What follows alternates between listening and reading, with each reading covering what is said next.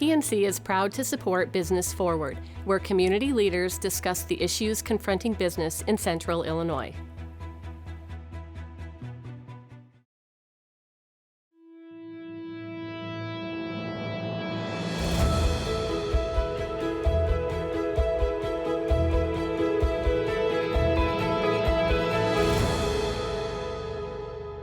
Welcome to Business Forward. I'm your host, Matt George. Joining me tonight, a good friend of mine, Jocelyn McDowell. Jocelyn is a digital account exec at Hibu. Welcome. Thank you for having me. Well, we have a long relationship in many different facets. Yeah.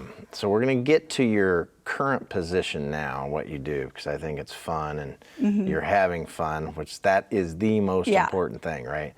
But let's start with you. Where are you originally from? So I'm originally from Charleston, Illinois, where Eastern Illinois is. I always feel like I have to classify that because having lived in the East Coast for 10 years, I'd say Charleston and people would say West Virginia or South Carolina. Okay. So yeah, so I grew up here in Central Illinois. So did you go to, where'd you go to school? I went to Southern Illinois because I wanted to go to college. My dad taught English and then became a dean at Eastern. And so I literally grew up on campus, going to class when I was sick or if, my dad didn't have a babysitter through, going to his office after school in high school. So everybody on campus knows me. So what did he do there? He was a dean of what? Arts and Humanities. Well, that's pretty cool. Yeah, so growing up, I played a lot of tennis in Mattoon, Charleston. So I know that area well. Yeah. All right, so you go to Southern Illinois, and what did you study there? Public relations. Public relations. And so when you were in school, and I'm tying a little story here because when you're in school, you're looking at public relations, what does the young 18, 19-year-old Jocelyn look at as the future of public relations? What were you wanting to do? I wanted to do something that made a difference. I wanted to work with organizations that would help their community. And so I actually started as a part-time job in college, working at the school's foundation in their phone-a-thon. And so that really took me transitioning from public relations to fundraising, although the two are really close together. Yeah. They go along the same path. So does marketing. Absolutely. So then how did you get to Peoria? You graduate or whatever, and then you're done with Southern, and now what? I packed up my car 10 days after graduation, drove out to a suburb of Washington, D.C. to run George Mason University's phone-a-thon program. Okay. And I was there for about a year. I was very, very fortunate that through a family friend, I was able to interview at Johns Hopkins University, and I started working there running their phone-a-thon. So early on, you kind of had that bug, that fundraising bug, really that thread that's woven through all of us fundraisers is that mission piece. Absolutely. Is that what it was? Absolutely. Did you have a certain mission in mind that you were wanting to? I'll give you an example. When I was younger, I had a friend pass away from cancer, and so I started my career at age 16 raising money for cancer and leukemia all the way through probably age 30. And so I did a lot of, did you have something specific in mind that was special to you, or? Yeah, I wanted to make higher education affordable for people. Having grown up on a college campus, I saw the great opportunities that a higher education can provide somebody, and so I wanted to make that possible for people. Yeah, that's pretty cool. So now you get to Peoria. What happened? Well, I did some fundraising here in town. I worked at the Alzheimer's Association in the Bloomington office. Where we met, I worked at IPMR, the Institute of Physical Medicine and Rehabilitation. I spent some time at Bradley.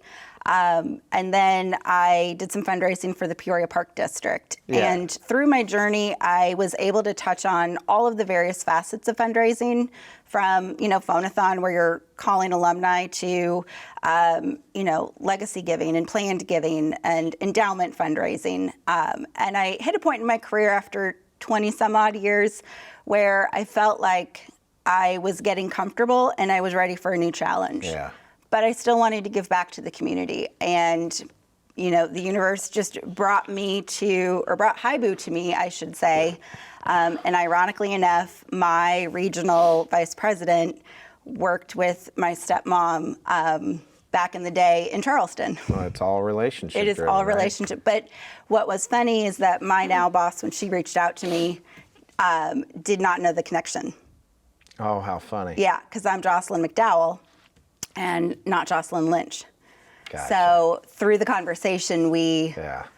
made that connection. So it truly gotcha. was, you know, the universe giving me just an incredible gift. You know, I go back to those IPMR days, and those were actually that's when I not only first met you, but that's and we worked closely together on a couple projects, and you had a good leader in Rick Zaire, and I still talk to him here and there, and I remember sitting down with you and talking about fundraising and talking about event planning, but talking about pulling that relationship piece in to leverage everything that you're doing in your business. And it's really, I remember having the conversation very clearly about, you know, it took me years to develop that trust with people to be able to know that whatever your mission is, and at that time for you it was IPMR, that's what you're there for. And you guys did some pretty cool things Yeah, we really did. during that time, but it also,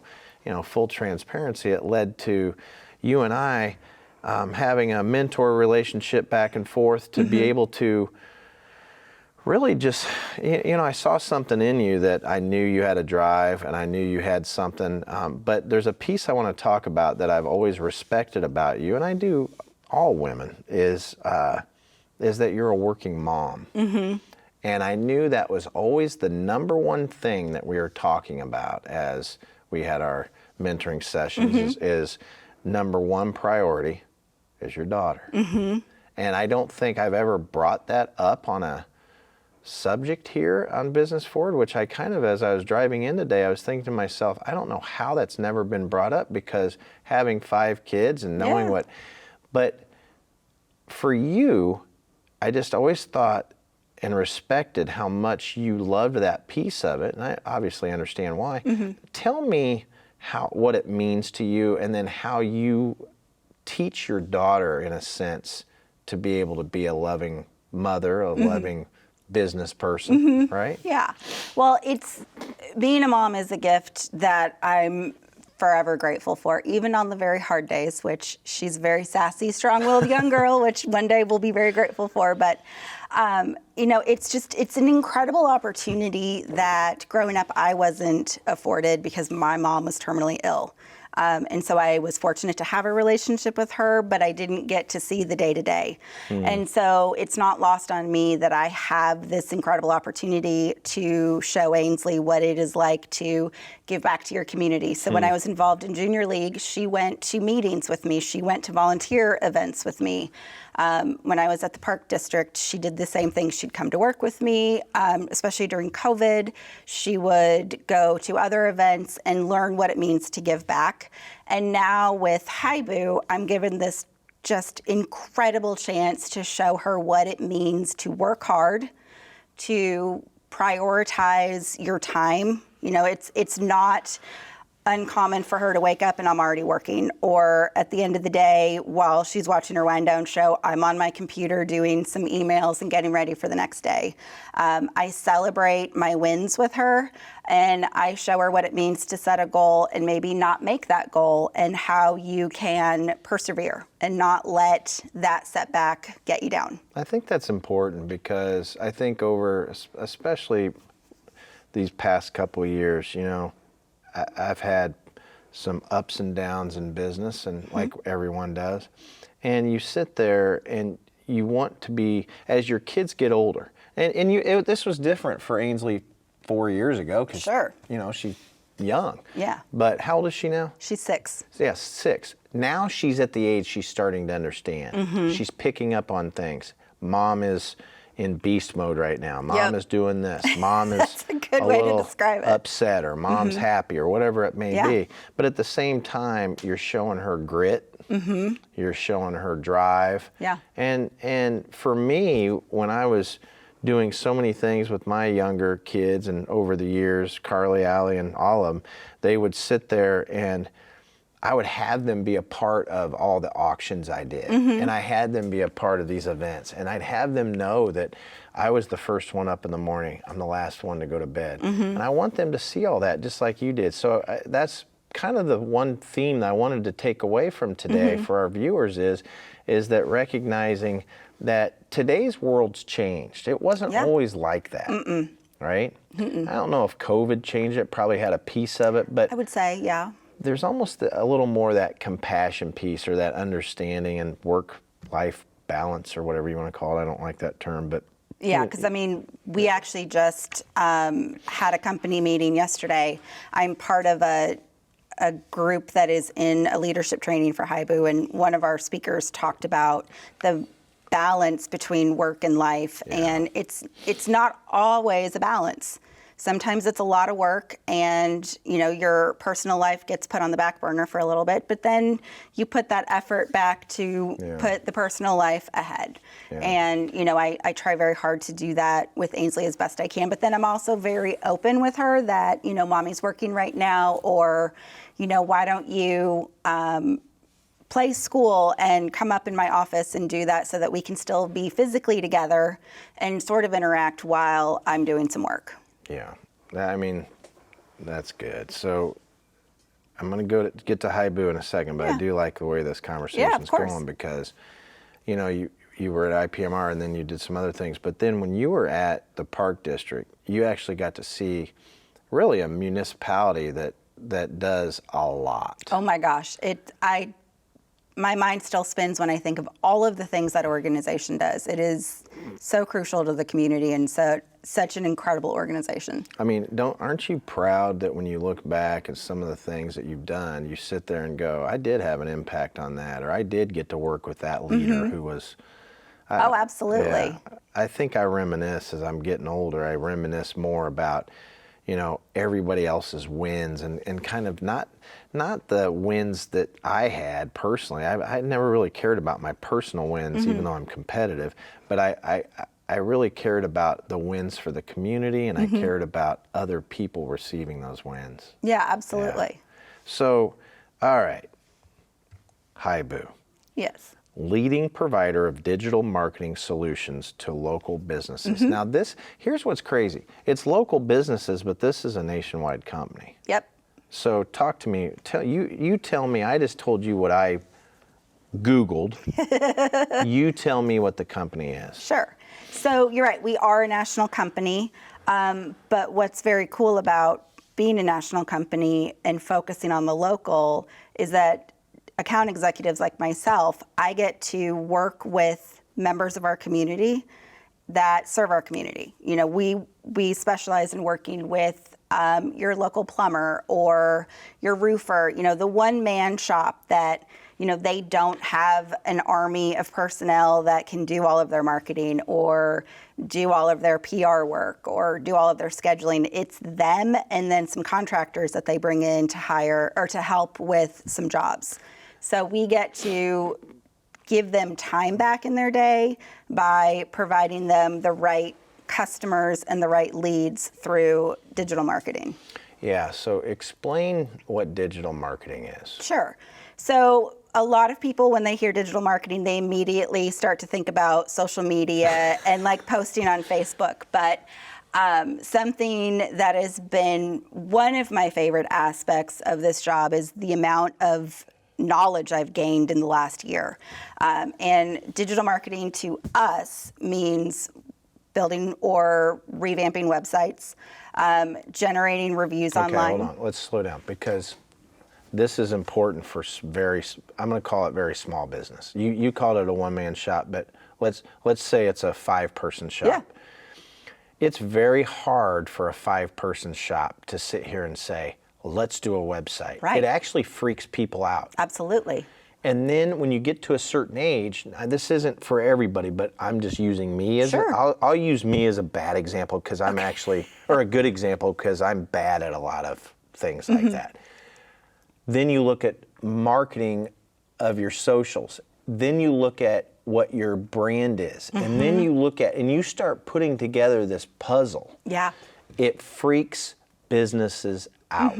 And what always comes to people's mind first is money, Yeah. right? So when if I think of that whole train I just told you, and the first thing I think of is website, I'm thinking, oh my goodness, how much is this going to cost? Right? Yep. And that's crazy. All right, I interrupt you, but go No, ahead. no, So now I mean, that's you such a start with good- the website. Yes, and sometimes businesses have Yeah. Sometimes businesses have great websites, or in some of the cases in town, they're already working with another local agency on their website. And I personally, not everybody in the company will, but my personal approach is I won't touch that relationship if they're happy. If they're not happy, Yeah. the conversation's open. But then we then start talking about what are their business goals. And okay, so you want to grow by 10% over the next year. All right, here are some ideas of how we can do that through ads on social media. Now, we don't post on social media, but we will put an ad on Facebook or Instagram. We do ads on websites, so like Yahoo, the Weather Channel, things like that. Those, on food blogs, things, those pop-up ads or the sidebar ads, we create those. Google ads, the sponsored posts at the top of a Google search, we do that. We do SEO work, so the search engine optimization. Yeah, let's talk about that. Yeah. I hear this term more now than ever. Yep. SEO, SEO. Yep. And some of our viewers may not know what that means. Sure. So what does that mean? So what that means is, okay, so let's take you for an example, right? You are, for all intents and purposes, you are the nonprofit Profit, correct? And you want to build a campaign to coincide with your upcoming book tour. And we want you to be found for changing lives, saving lives, helping the community strength. So what we do is we come up with the keywords that you want to be found in a Google search. And then on your website, we make sure on all of the pages where it's relevant, those words can be found very easily. Okay. So like your tagline, changing lives, saving lives, that's at the top of your website. On all of the ad campaigns we build, that is folded into it. Conversely, with the review generation, when you receive reviews, we always encourage people to respond and then use those keywords, because the more your name is associated with those, the higher you're going to rank on Google. Okay, so rank on Google. So let's say I put in here nonprofit, community, fundraising, people, whatever the words are. Sure. Let's say there's 10 words. Yeah. And they're all tied to what I think I do. But you're saying as you're building the SEO or SEO, that you're additionally adding words as they go because people are kind of compounding. We're repeating those Reviews, words. Yeah, okay. it's not adding the words; it's repeating the words. Repeating the yeah. words. So your analogy of it becoming of it being a puzzle is perfect. So nonprofit is a puzzle piece, community is a puzzle piece. Okay. And in all of the ways we can promote those words for you is how it's put together. So let's say somebody has a website and now you want to drive people to that website. Now you talk about, now maybe I have a strategy for my business, but I hired you because I don't know my strategy for Right. marketing. Yeah. So what do you do? Like review my goals and initiatives and then say, here's how we can complement? Like customize almost? Yes. So the biggest draw for me as I was embarking on this journey of leaving fundraising and thinking about going into sales Okay. was the approach Haibu has to this. And the approach is very much like what you do with a donor, right? You don't ask somebody to marry you on your first date. I always equated fundraising to relationships, but it's true. And with fundraising, you don't ask a donor for the gift on the first meeting, unless you already know them, but chances are you don't, because it's a first meeting. So just like us, we have the first meeting to learn about the business. So your goal, you outline your goals, you share your history, and then I explain our process and how we can do it. And then I say, okay, so you mentioned, you want to increase your, we'll just use, again, your book sales, over the next 3 years by 30%. What communities do you want to serve? What communities do you feel could best benefit from your leadership and your consulting experience? Okay, so then you tell me the cities. And then the next step is that we actually bring in a digital partner of mine. Her job, it's awesome, is to analyze your business, analyze where you want to show up, and then she does some reviews of who is in that market that also does that. And then she said, okay, so if you're serious about, selling the 30% increase in books, in Vegas and Chicago and Charleston and Danville, and then let's also throw in Terre Haute. Then here you need to be doing Google ads, you need to be doing social media ads. We really need to boost your review ratings because down there you're not showing up your reviews aren't coming from those areas. Okay. And then that's our strategy. How did you know I'm not doing well in Terre Haute? No, I'm joking. I did my homework. All right. So once you come up with that so-called customizable solution, let's call it. Yeah, that's that totally fair? appropriate. Yeah, Okay. absolutely. So then is that when you come and sit down with me and say, well, here's phase 1, 2, and 3, or do you do it by cost? Like, do you sit here and say we could go a la carte, and you can do all these different things? Like, so when we meet with my digital partner, that's when the full strategy and the cost comes in. But in that initial first meeting, we've already talked about what your budget is. okay. Because I always ask, what are you willing to spend and how, and, I'm getting better about this question, how serious are you about making this goal a reality? Yeah. Because that's a people- good question, actually. Yeah, it's a tough question. I sometimes struggle with sounding a little bit of a jerk by asking it, but the reality is, if you truly want to, I have customers all the time that say, well, I want to show up number 1 on page 1 of Google, and I'll just look at them and be like, okay, but are you willing to go all the way? to pay for it? Because it's going to cost you. But to also go through the process, because a lot of times what I've talked to so many different businesses, and a lot of times what will happen is they'll start the process, and let's say it's steps 1 through 10, they'll stop at 4, and then it screws up the whole first 4 phases of the process. Yep. Well, that's where that localness of the national company comes in, because I keep those steps in front of you. Well, I was going to ask you about reputation, because I think that's important when you're talking about having a national brand to be able to come and infiltrate in a smaller market, and then be able to even take it a step down to some smaller clients. Because if you think about it, there are so many great businesses in Central Illinois. Oh my gosh, yeah. And how many entrepreneurs came out of COVID? A lot. So many did. Right. So the opportunity is 10x than it was. I feel it was 10x than what it was maybe 4 or 5 years ago. So that is a good thing. So marketing automation, what is that? So we have this new tool called the Haibu Assistant, and what it does is we upload a list of contacts, and we can, on a monthly basis, do a blast to ask for reviews.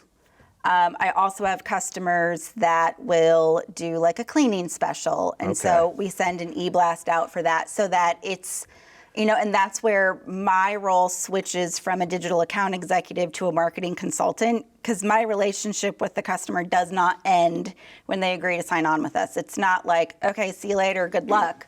We then continue the relationship, and we meet monthly to review how things are going, learn about, okay, so we've reached this goal.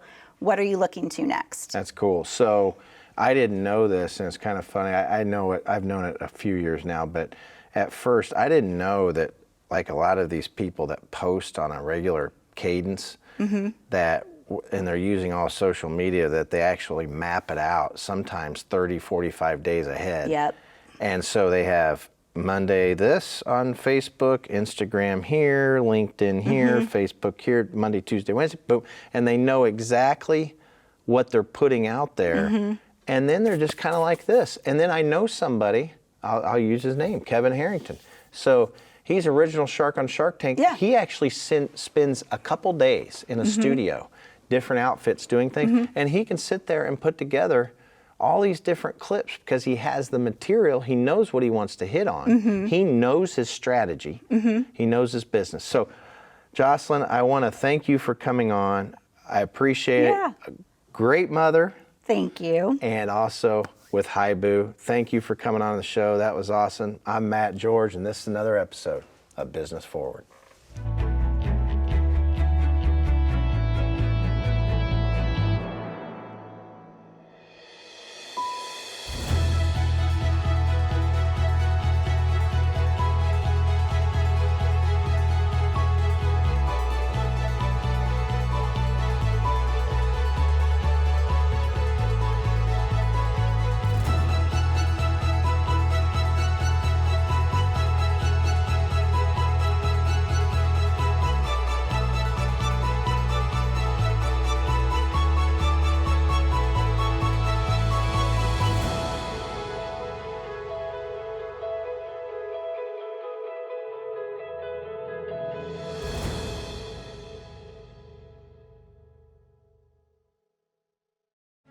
Thank you for tuning in to Business Forward, brought to you by PNC.